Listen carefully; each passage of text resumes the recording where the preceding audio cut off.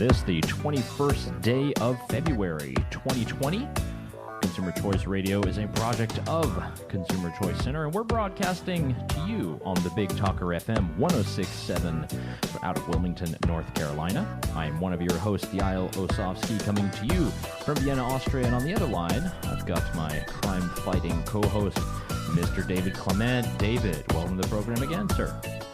Yeah, another week, another radio program, another episode. So here we go. Here we go. We're kind of in gear right now. We're in number one. Mm-hmm. We just shifted into first, everybody. So be sure you buckle in, and we're going to go through the gears here. Great program for you. If you'd like to subscribe to the podcast version, see all the show notes and everything, you can find that at consumerchoiceradio.com.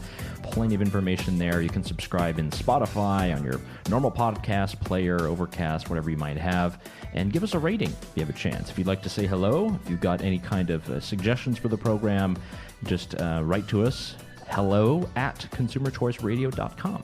Email is set up. We're there. We're listening to you as often as we can, and we're trying to digest everything that's happening from a consumer choice perspective. David, there's so much that we have gone through. I had so many clips that I had prepared, that I had ready to go, then things were changing in the news, and I tell you, it's been a crazy couple of days, but we're going to be centered here. We're going to try to focus. We've got great number of show notes here, plenty of great articles. We easily could slide into the Democratic debate. That's going to be pretty easy to do. Yeah. We've got some great wins. Quite a show. Consumer Choice Center as well that we'll get into. We had an amazing index on railway stations that went out, which was awesome. Some great articles by our colleagues and ourselves. A lot of stuff on cannabis. We got some free trade stuff. We're talking about upzoning, Vape Nation, Green New Deal. I mean, it's just it's a full set of cards here. I think the listeners are going to love it. Yeah, absolutely. Absolutely. It's, I know that in previous weeks we've called it basically the pinnacle of a consumer week, but this week also news-wise was certainly up to the challenge. Well, I'm just going to hit you with one right out of the gate, David. Is that all right? Oh, yeah. Is that cool? You like being hit right out of the gate? All right, here's number one. There we go.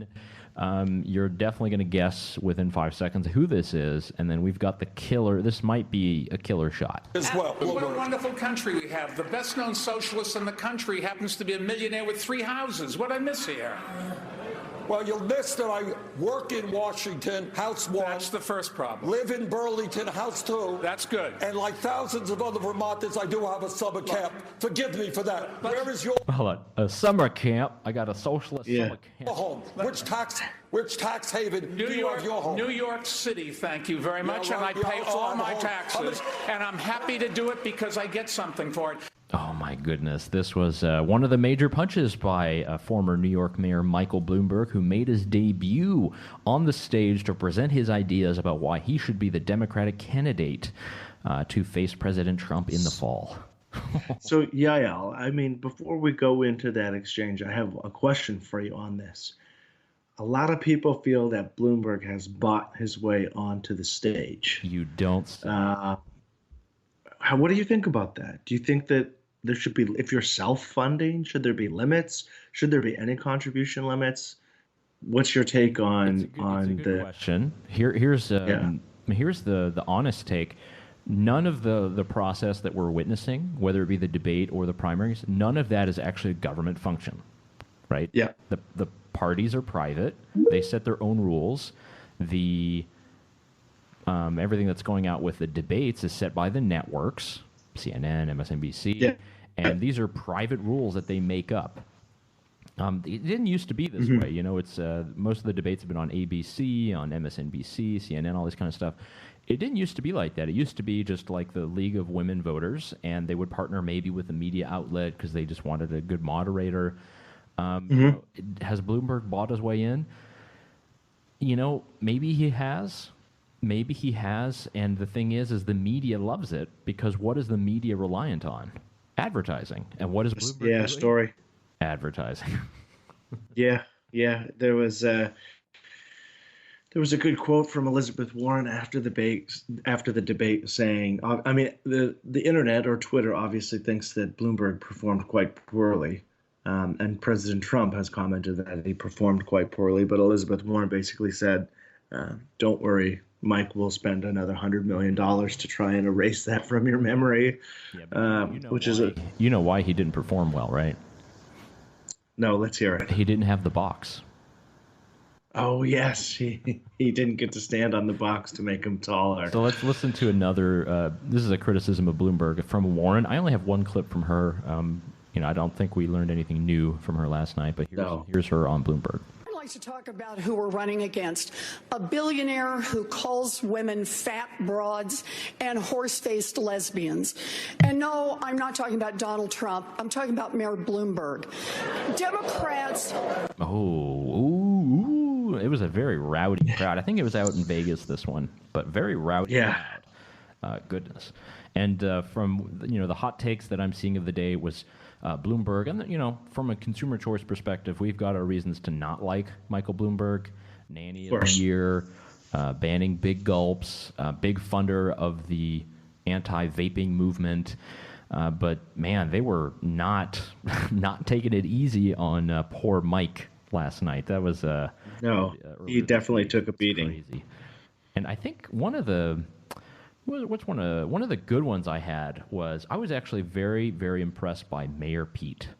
Mm-hmm. He had some good zingers. What was it that? I think he drew the contrast very well. I think he is really up to date, much more up to date. He just looks like version 3.0, and everyone else is like trial version. They're like AOL. Sorry. Well, he almost seems like he's been preparing for this for his whole life. I mean, it was pretty funny when this was a little bit ago, 5 or 6 days ago. Klobuchar and Steyer couldn't name the president of Mexico. The only one who got it right was Mayor Pete, and it was like get into that. without any hesitation. Here's a good one, I think, just to give you the opening salvo of Mayor Pete. He's talking about Bernie Sanders and Mike Bloomberg. Yes, we've got to wake up as a party. We could wake up 2 weeks from today, the day after Super Tuesday, and the only candidates left standing will be Bernie Sanders and Mike Bloomberg, the two most polarizing figures on this stage. And most Americans don't see where they fit if they've got to choose between a socialist who thinks that capitalism is the root of all evil and a billionaire who thinks that money ought to be the root of all power. Let's put forward somebody who actually lives and works in a middle-class neighborhood in an industrial Midwestern city. Let's put forward somebody who's actually a Democrat. Look. That I think right there is the most devastating of the critiques, because obviously Bloomberg has a colorful history of switching parties and being a Republican and a Democrat and an independent and throwing around third-party runs. And then obviously Bernie has been this super strident independent. News broke just this week that he had seriously considered trying to primary Barack Obama. I saw that. For his re-election, so like some real disruptive stuff. Wow. I mean, I think that's someone who's actually a Democrat. Is a pretty good slogan. Yeah. Although Pete certainly has his own bag of issues policy-wise, but I think that's probably an effective strategy. Let's listen to the rest of the clip here. We shouldn't have to choose between one candidate who wants to burn this party down and another candidate who wants to buy this party out. Look, we can do better. That's good. Yeah. That's good. I like it. Yeah, I think that's good. He's really playing into the the themes and the lines, and he knows it well. And I've got a lot more Pete clips because I was actually very surprised, and he held his own. One is that he went against Amy Klobuchar.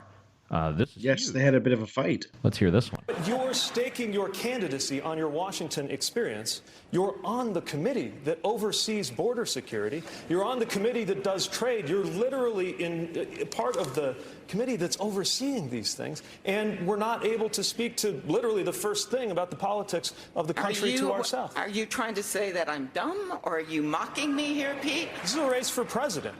If winning a race for Senate in Minnesota translated directly to becoming president, I would have grown up under the presidency of Walter Mondale. Call back. And also extra points for using literally, I think, 4 times. Yes. Wow. So absolutely devastating. Let me play the rest. I do. It's very, very good. Yeah. This is different. And the reason that I think we need to talk about Washington experience is that we should ask what that experience has led to. Experience is, and certainly tenure is not always the same thing as judgment. We're going to talk about votes in the Senate in Washington. Let's talk about it. Let's talk about a major policy. Next question is. Hello. I just want to go to the end of that because he goes, hello. Oh my. Yeah, I mean, what an exchange! It's interesting to see the guy who was the mayor of a small town ridicule Washington experience, but then at the same time, you listen to what he says, and you're like, oh, okay, maybe he actually has a point. If Senator Klobuchar is in the room for all of these big discussions, and then on the debate stage ridiculing all of the decisions, it's kind of like, well, where's your capacity to get it done? Maybe you're part of the problem. Yeah. Whenever I hear him talk, it's too much inside baseball. It's like, I sponsored this bill. I sent an amendment to that bill. I think that would just confuse everyday people. Well, a lot of people don't really know how government works in that way. So it just, for the most part, goes over their head because people rightfully don't understand the bill process or amendments or pork barreling or all of these other terms that go through with legislation because they're too busy just doing whatever they got to do in their daily lives. So she could not let this slide. She had to clap back. Yeah. I wish everyone was as perfect as you, Pete, but let me tell you what it's like to be in the arena. Welcome to Thunderdome. Oh, that's. Thought you would. Yeah, that's good. That's almost a little throwback to Dave Portnoy from Barstool Sports telling AOC, "Welcome to the Thunderdome," when she argued with him on Twitter. Welcome to Thunderdome. Yeah, and here's Amy's full response. I'll be fair here. Consumer Choice Radio here. We try to play all sides. You know, we're broadcasting here on the Big Talker FM, consumerchoiceradio.com. We're fair to all candidates. We would welcome all candidates onto the program as well, by the way. We'd love to debate ideas, how they impact normal everyday people, how it's going to impact consumers, taxes, regulations. We'd love to hear it. So let's give Amy a little bit of a retort. Ted Kennedy asked me to work on the first immigration bill. We were able, with President Bush, to at least get that bill to a vote. I'm sorry, but Senator Sanders actually opposed that bill, and I worked on it. And if we had gotten that bill done, there would have been a path to citizenship for so many people. Then I worked on the 2013 bill. I'm actually so proud of the work I've done on immigration reform. And you know what? You have not been in the arena doing that work. Welcome to Thunderdome. You've memorized a bunch of talking points and a bunch of things, but I can tell you one thing. What the people of this country want, they want a leader that has the heart for the immigrants of this country. It's a strange world out there. Wow.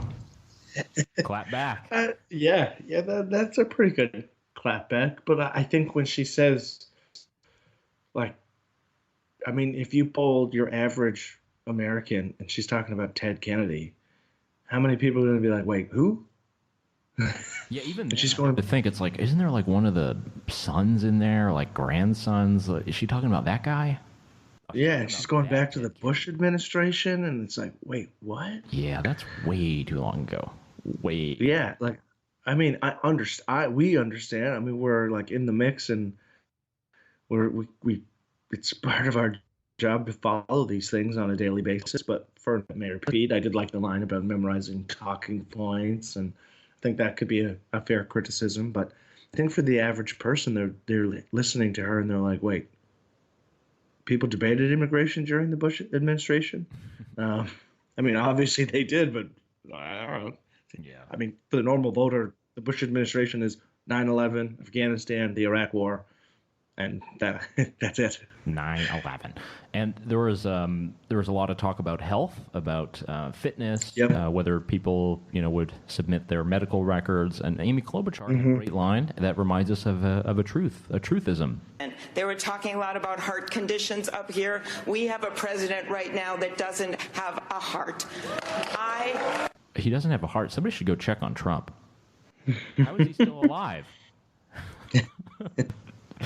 Yeah, I don't know if you have any other thoughts. I didn't watch the entire debate. We saw a couple clips, the good things coming through. I mean, this is like the umpteenth debate. I don't know if we need to go more into the ideas. There's a lot more on healthcare, and but either way, hopefully, people are a little bit entertained by that, because there's going to be some good lines, and we'll see in 2 weeks when, all this is kind of done. Super Tuesday's over, and we could have a crowned champion. We could have somebody who comes in and swoops in at the convention, someone like a Bloomberg or a Hillary Clinton. Who knows? Yeah.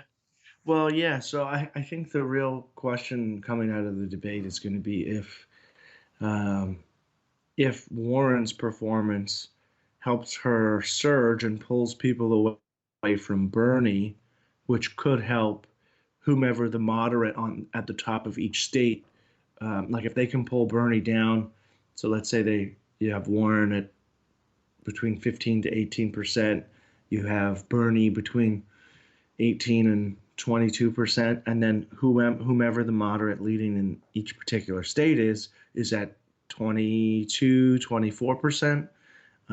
That's a path to victory for a Mike Bloomberg, for a Mayor Pete, for a Klobuchar, for Biden. If they can hold at that low 20s number, they may actually have a shot here of stealing a couple states. But then again, obviously, the flip side is the presence of Mayor Bloomberg. He is certainly on the moderate side of the Democrats, and does he basically put the nail in the coffin for Joe? Does he stifle Mayor Pete and Senator Klobuchar's momentum?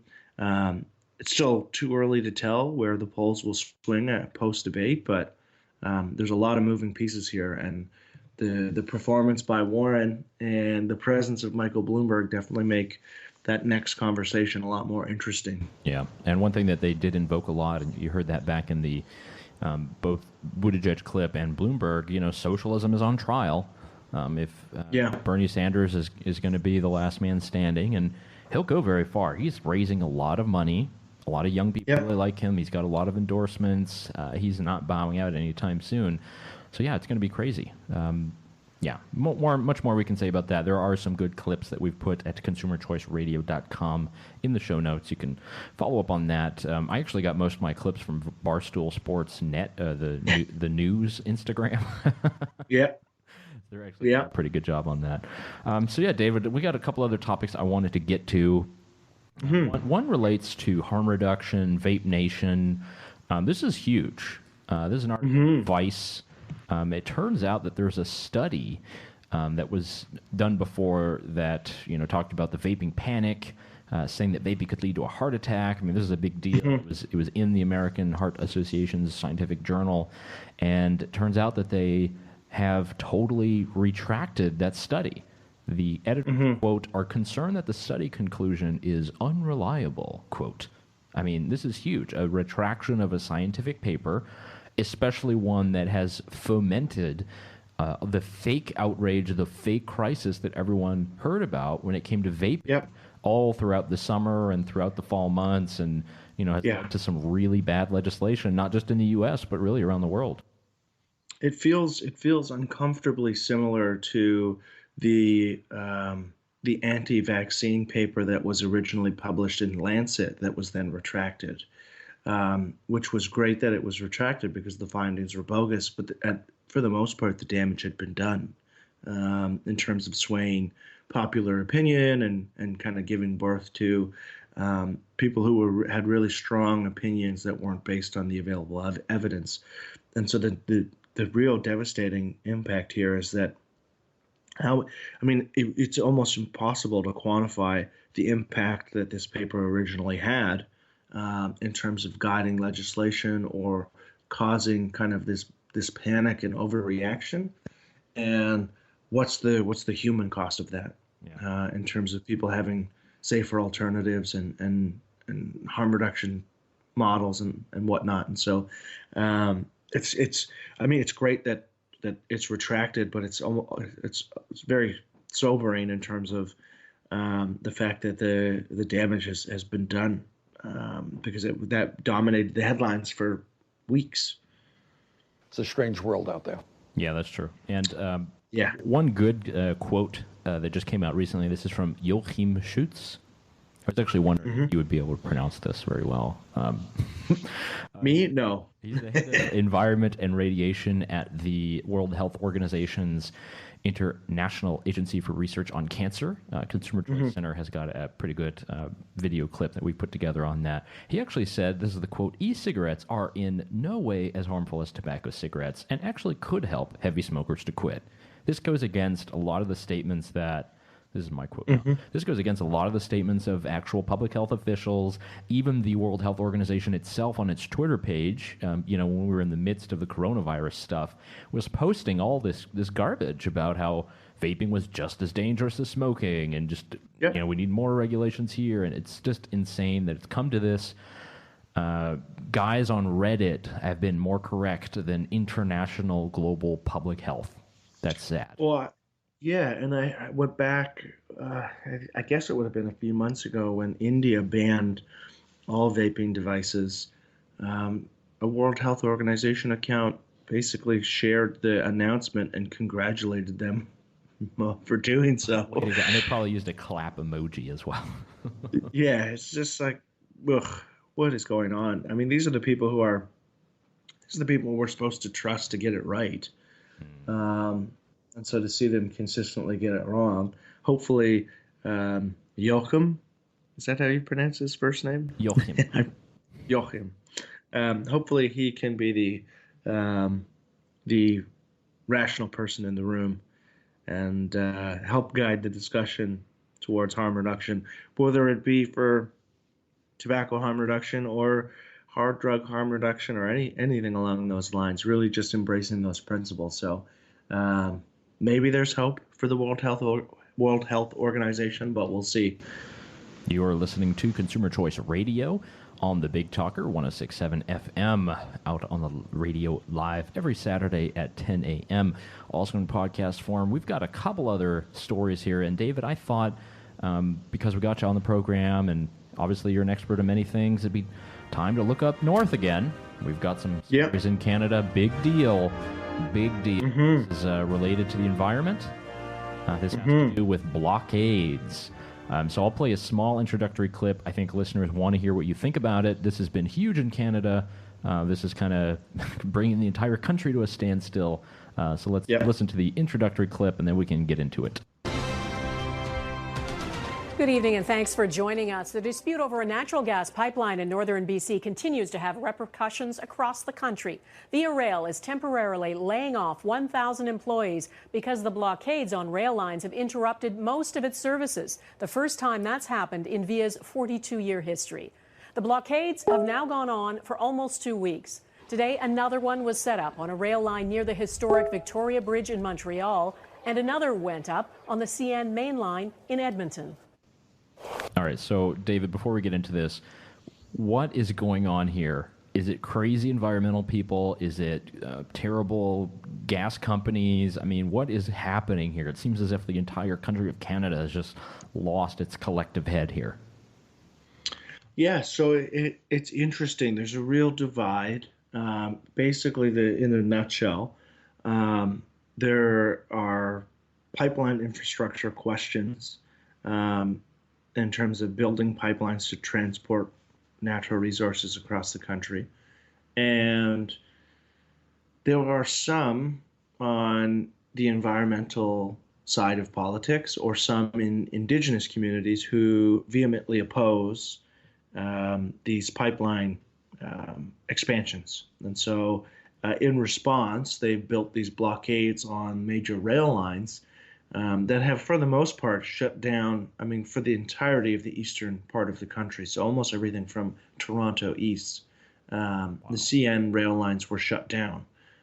So no trains were traveling at all because of these blockades. Companies, right? There are private train companies that can avoid that, right? To my understanding, no. So this would be all of your crude shipments, all of your Via Rail, which is like the Canadian version of Amtrak. They were canceling service just because of the prevalence of these blockades, and I think some of it was being cautious in terms of other blockades possibly popping up. And you have a real question of, so in Canada there is kind of a duty to consult Indigenous communities in terms of these projects, and you have an internal divide in the Indigenous community between the hereditary chiefs. So these are the people who assume positions of power and authority basically by blood or by birth. And then you have elected chiefs, and largely the divide is the hereditary chiefs oppose pipeline expansion, but the elected chiefs agree with these pipeline expansions, and they actually make the argument very passionately in favor for them because they provide a means of income for a lot of people. And for those who don't know, Indigenous Canadians are historically the most marginalized and impoverished people in Canada based on a variety of really ugly circumstances over the past 200 years. And so they make the argument in favor because this finally gives people in their communities the means to make an honest, to make a great living financially and really kind of pull themselves up out of poverty. And so, I mean, the consequences here are drastic. There's, for the most part, things are at a standstill.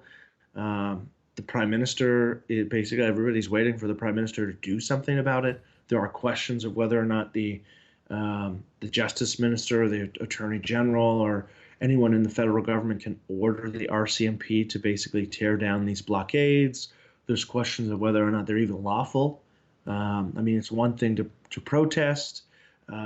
It's another thing to basically cause the economy to come to a standstill, and do so by risking people's safety, because obviously if by chance there was a train that was going and a blockade had been set up and there wasn't time to stop, it's the consequences there would be pretty tragic. And now there are counter protests who are showing up to basically remove all of the stuff from the railroad tracks, and it's super confusing, super complicated. I think a lot of people are wondering what the prime minister is going to do.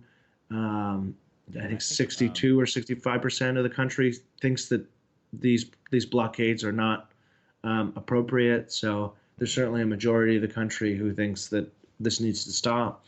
But it's just a disaster. It's important to kind of talk about this because this could be the future if, we're all looking to do Green New Deals everywhere and people become so anti-energy. This is just over a couple of pipelines. Just imagine if you have a Bernie Sanders kind of socialist administration in the United States and essentially says, okay, no more oil production anywhere, no more shipping, none of it. And basically you would have this on a mass scale for a country 10 times the size, and that would bring everything to a screeching halt. I mean, it's a small peer into the future. Usually the U.S. is maybe 2-3 years ahead of Canada, but Canada's way ahead here. I don't know if this is a positive thing. It'd be interesting to see how this works out. We'll play one clip that does a bit more in depth and does a kind of a field report. The sounds of traditional drums rang out on the rails on the western edge of Edmonton, signaling more support of the Wet'suwet'en hereditary chiefs. Get Coastal GasLink to respect Wet'suwet'en law and remove themselves from their territory, along with the Royal Colonial Mounted Police. Later in the day, a manifestation of the frustration that some are feeling. Some residents arrived saying the Prime Minister isn't doing anything, so they were going to take action and began dismantling the blockade. That frustration is being felt and voiced in Ottawa, where opposition leaders continue to demand a solution to the nearly 14-day standoff. So once again, can he tell people who are just laid off on what day they can get back to work? Continuing to do everything we can to resolve this situation peacefully. But some premiers are tired of waiting, so they held a conference call to discuss next steps that they can take to end the blockades. We cannot exclude to use police, but it has to be done in coordination in every provinces at the same time. I mean, look at that, Quebec making sense. That's not an option the federal government is considering, calling instead for calm. But Alberta Premier Jason Kenney says that ideal and the economy are being hijacked in the process. Reconciliation doesn't mean allowing a couple of people to shut down the national economy. This is looking bad. Hopefully we'll have more developments here. I don't want it. I don't think any of us want it to just come down to like a political thing where they're deciding in the House of Commons. These are ordinary people who they believe what they're doing is right. And I think we need to be able to share the the actual pain that a lot of people are feeling because they're not able to get to work. Entire parts of the economy are coming to a screeching halt. I mean, I've seen this over the last couple of weeks. There's been plenty of these blockades, people stopping bridges and all traffic, and guys are just trying to get to work, trying to put food on the table. And they might agree with the protesters, in principle, but when it actually comes down to impacting their daily commute and their life and being able to get to their work, they start to change their sympathies a little bit. Yep, and I think the big thing here is from the federal government's perspective, being slow to respond or inactivity could set a very dangerous precedent. Oh yeah. By exposing them, basically to say like, oh well, if you want anything done, all you need to do is be as disruptive and as inconvenient for everyone as possible, and then maybe the federal government will concede or listen to you. So it does set a bad precedent in that sense, because you could have any issue, whether legitimate or not, serious or not. If you had a like Jason Kenney said, the Premier of Alberta, a handful of people who wanted to take actions this far, and they knew the police were not going to be instructed to do anything about it, it's a really terrible precedent. Yeah, it's very bad. So we'll close out our Canada segment. Plenty of good news, in other sectors, but unfortunately, looking down the barrel of crisis right now. It's not the best friends up north. There's plenty more to come on that. We'll have some more updates. Again, you can look at all the links at consumerchoiceradio.com. We're broadcasting on the Big Talker 106.7 FM. David, we've been very serious and somber. We've been covering, the big serious topics, big political, big environmental protest actions. Let's have a little bit of fun here, and let's talk about something that impacts you and me and everyone else who loves to sip on drinks. Straw bans. Yes. Are a big deal. You see them happening in California and many other cities and municipalities. And thankfully, we've got our good friend, I'd love to say friend of the show, but there's no way he'll ever come on, Ronnie Chang, the comedian. So he's going to tell us a little bit about the straw police. They're the people who are empowered to stop and fine you for using a straw. I think it's from Trevor Noah, one of these programs. So let's Here in America, we use straws for everything. Drinking, snorting cocaine. Okay, just those two things. But still, that's not nothing.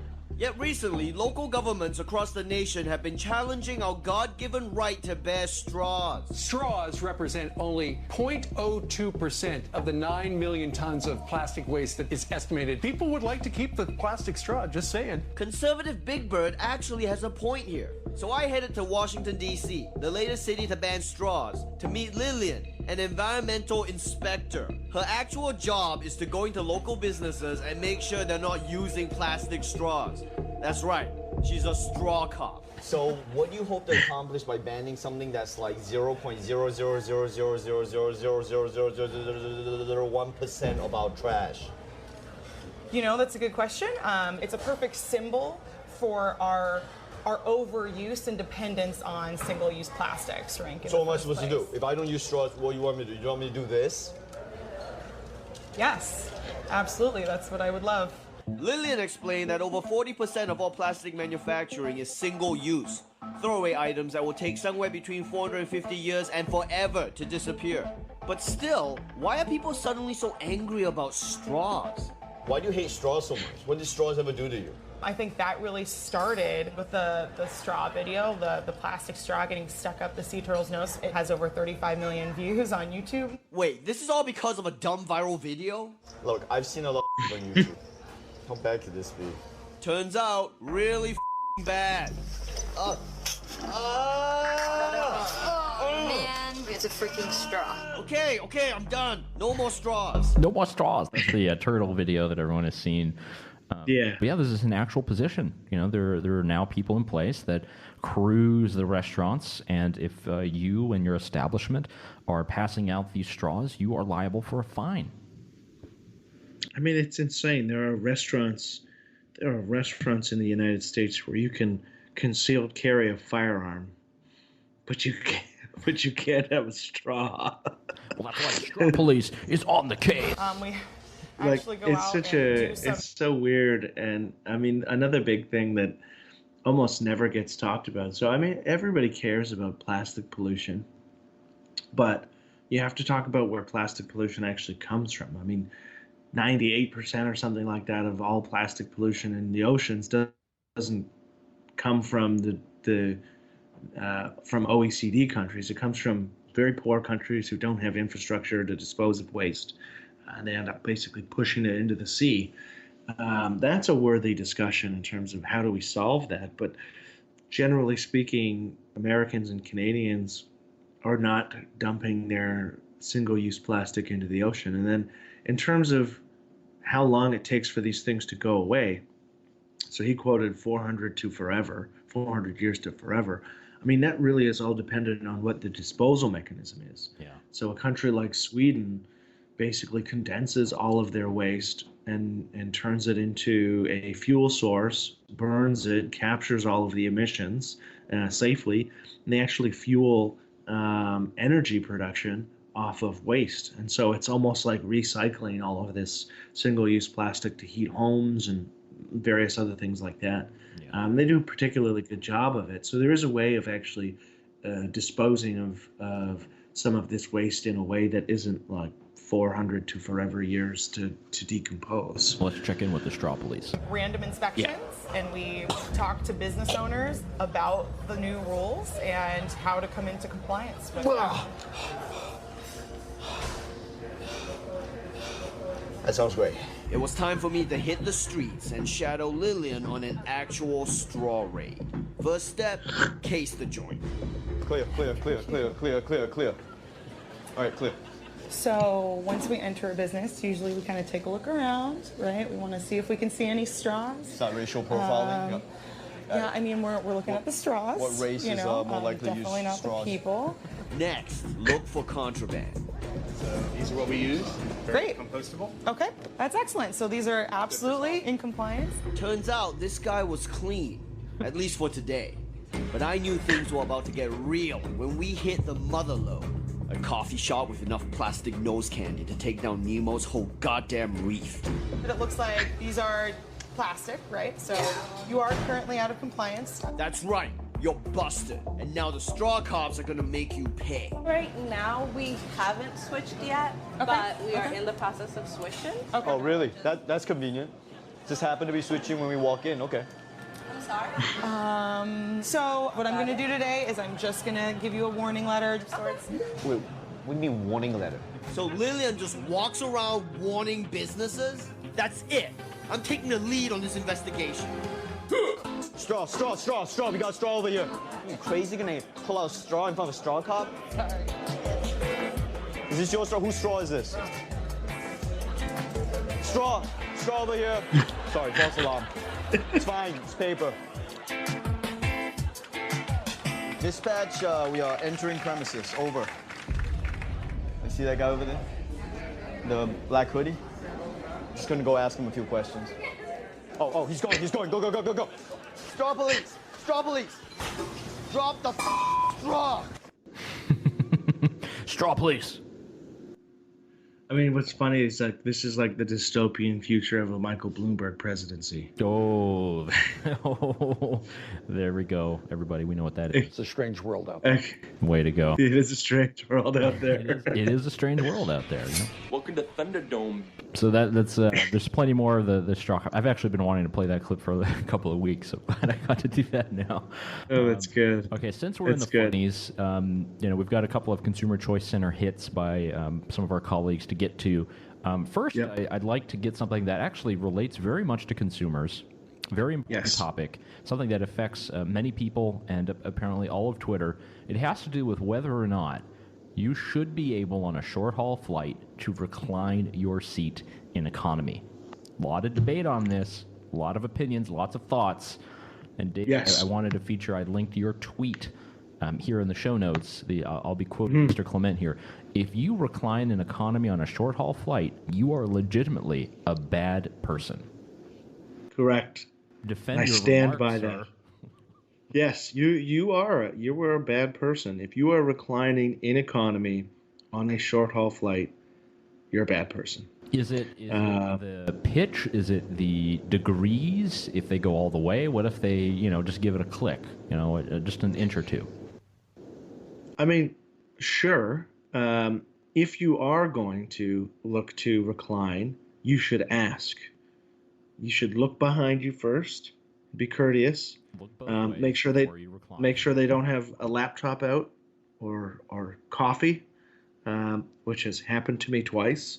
Once where the guy in front of me on a 50-minute flight decided with his entirety of his weight to jam his seat back as far as it could go, and he snapped my laptop screen. I've seen people do that and spill coffee all over the people behind them. Been traumatized by a past experience.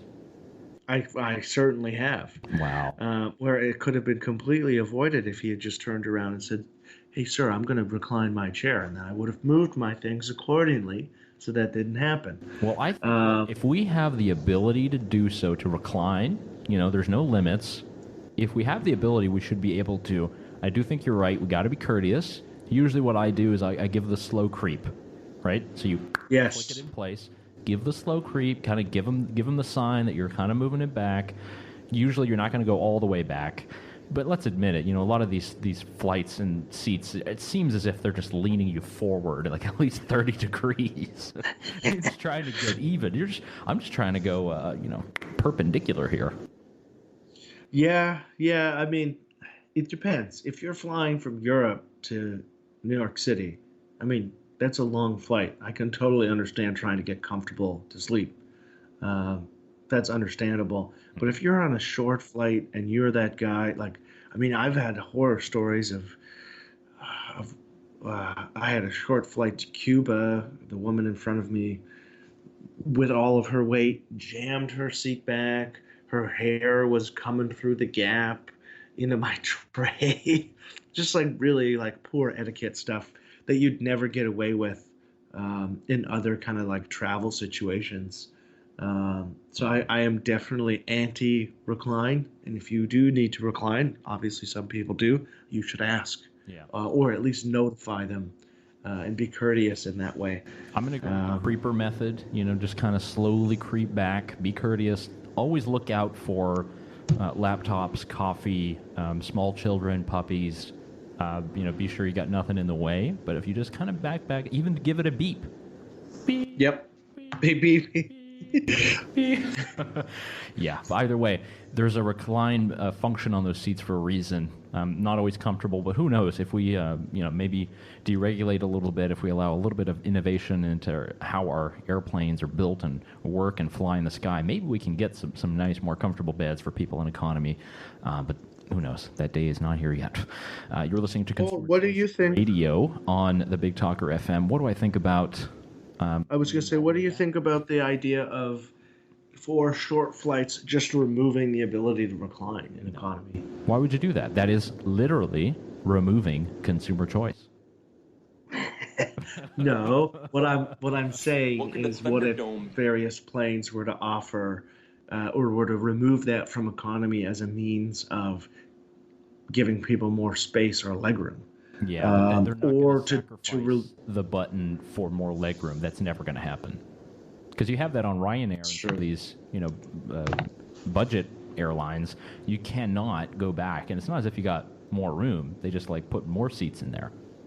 Yeah, but you can also pay. You also pay like $8 to fly from London to Rome, Ryanair. So, I will exchange nobody being able to recline for a discount flight between two major cities. Where do you weigh in on the seat recline debate? Write us. Hello at consumerchoiceradio.com. All right, so here we got a couple of media hits from the Consumer Choice. Some great stuff this week. My goodness. Number one is we did release, and our colleagues wrote, the European Railway Station Index. Who'd have thunk it? If you put up a listicle of the greatest and most passenger-friendly railway stations, you rank them, you put it online, you provide the methodology. We've now been featured in over 110 outlets. It's been everywhere from The Independent, it's been mentioned on Yahoo, it's been mentioned in a lot of the wire agencies in Europe, and even a lot of the train stations themselves have taken up on social media and shared our index.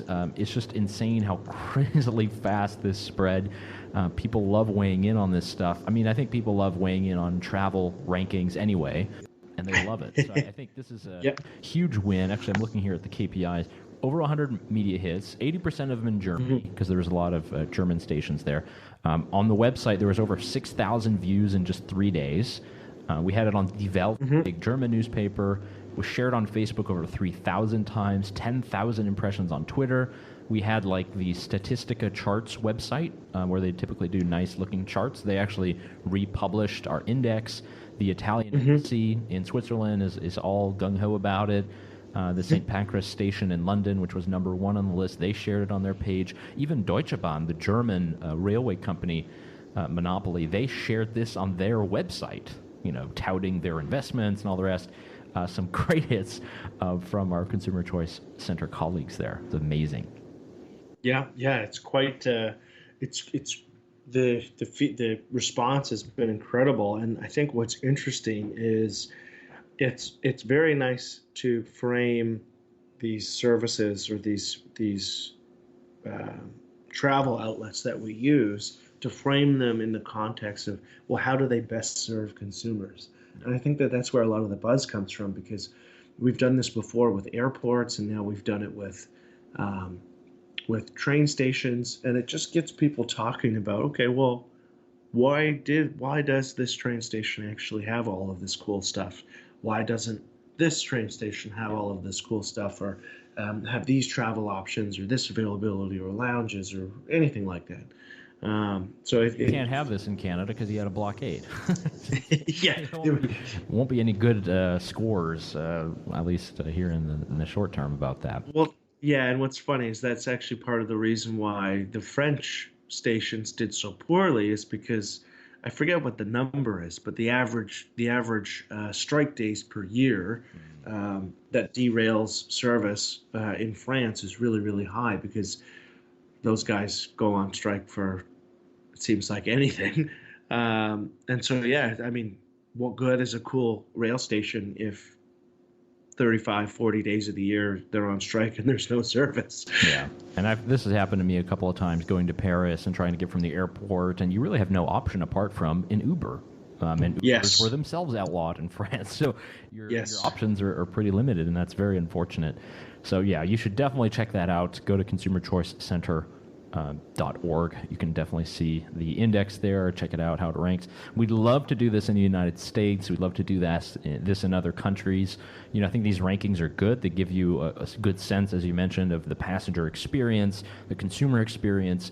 Look, it's not all just about price. It is also about all the comforts and all the amenities they provide. There's so much more that you could obviously investigate, but that's very good. Next, Consumer Choice Center Media Hits. So I had a pair of articles that came out. One is on the Chinese Communist Party, and we've talked about that on this program plenty, David. This one is about the hack of the credit reports at Equifax. This happened a couple of years ago, about 2 years ago, and this was a hack that affected a third of the country, almost half of the United States, the population. Huge data breach back in 2017. Names, social security numbers, addresses, credit history. I mean, this is a huge deal. We thought it was just like hackers who wanted to take credit card data, but as it turns out, there was an indictment from the Justice Department last week, and turns out it was the handiwork of 4 members of the Chinese Communist Party's military who were hacking away and got all this data. And does that mean that, you know, they want us to take our credit cards? Or does it mean that they want to put us in their social score database? It's pretty scary to think about. So a lot of stuff. What are we supposed to do in liberal democratic countries when we have, you know, Communist Party military rogue actors, you know, hacking our credit reports? It's a scary thought. It changes your perspective. I mean, it's one thing. You often think like, oh, okay, hackers trying to like gain access to things for private gain or identity theft, and that's pretty serious. And then you're like, oh, wait a second, it's the it's the Chinese Communist Party. This is a whole nother level of scary. Whole nother level of scary. That's pretty bad. And one other article that I got published in a few newspapers in the U.S. about timeshares. Are timeshares the ultimate vacation racket? This came about because I myself was pitched a timeshare. I think everybody might have a timeshare story. I had booked something. I think it was Hilton Hotel, and then I was transferred to their timeshare department, and they wanted me to come to Vegas, and you know, they put me up for 2 nights, 3 days in this beautiful resort. All I had to do was go listen to a sales pitch. I didn't think anything of it, and then I started doing a bit more research. I understood kind of what the timeshares are. Yeah, this is a very crooked sort of established sector. I mean, there's obviously a lot of hardworking entrepreneurs and people who are trying to provide great products, but yeah, there's a lot of people getting swindled in this. This is pretty crazy, and I can definitely see a lot of older people who might, you know, want to have a vacation home who can't afford it. Maybe they find one of these services. Maybe they have a good one. You know, there are plenty of stories of great timeshares, but a lot of times people are kind of getting hoodwinked into some of these contracts. Yeah, so I'm not too familiar. Walk me through where, like, is this one of those things where they bury it in the fine print? Is it, how are people getting deceived? So normally how it works, you go to the pitch. It's in a nice, you know, resort conference room. There's an open bar. They kind of, you know, give everybody juiced up. They have a couple of slick presentations. They got PowerPoint on the screen.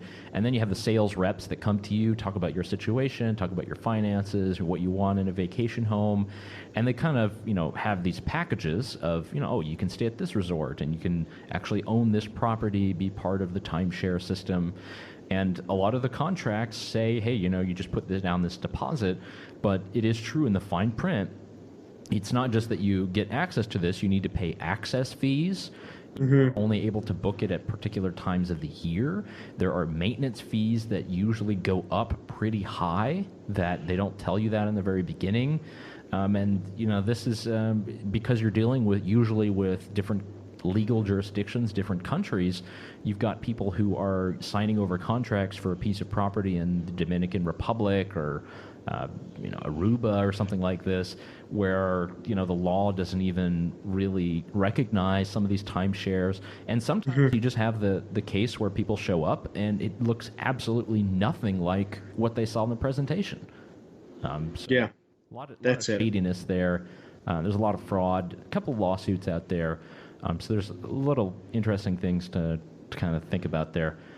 I'm only starting to research this. I know there's a lot of my family members who were kind of pressured to sign, and some did. Some regret it. But I think this is someone that, you know, at least something that people have probably heard about. So, David, we're in the last couple of minutes here of the program. We've got a nice list of links and things in the show notes. Let me hand it over to you. What do you want to cover here? There's obviously some great things in the cannabis space, free trade, upzoning, some more craziness from the Democrats. What do you think? I think, I mean, one big thing, and I'll bring this up because it's something that I've been talking about, feels like for almost 2 years. So some recent survey data came out in regards to Canadian consumers of cannabis, and 1/3 of Canadian cannabis consumers don't know what brand they bought. which sounds really, really strange, because if you were to ask all consumers, okay, what beer do you buy? Everyone would know. They would know, oh, I buy Bud, or I buy Stella, or I buy Molson Canadian, or Labatt's, or Michelob Ultra.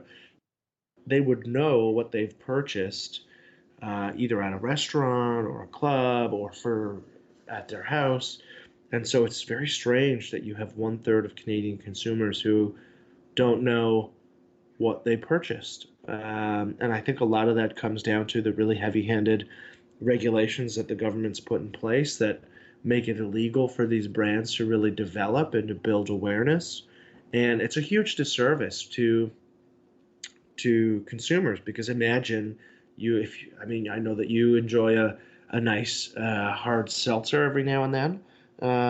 Imagine not knowing, being like, oh, what type of hard seltzer is that? And you're like, oh, I don't know, actually. Yeah, I don't know. As a warning label, that's all I know. Yeah, it's like, oh, actually, I forget, because there's no brand awareness, there's no marketing, there's no kind of consumer education in that sense. And so the survey results, it's a little bit of vindication for people. They're not vindication. It's a little bit of proving our arguments right, in the sense that we've talked about how there are negative aspects to these heavy-handed regulations, and I've speculated for a long time that it's going to mean an uninformed consumer base. And obviously, with 33% of consumers being completely uninformed, that doesn't even get into different product varieties, like the different strains of cannabis and all sorts of things. I can only assume that if you were to do like an uninformed consumer index, that number would go up as you add in additional variables in terms of what people are buying. So it's just definitely a moment where we've been proven right in our kind of projections on why certain policies are bad. Definitely. And there's a lot more. You can read a lot of David's criticisms and articles on consumerchoiceradio.com. Check out our show notes.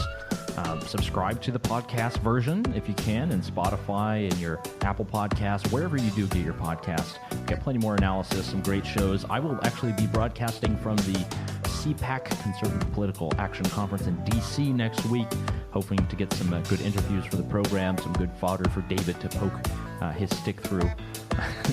So some interesting things.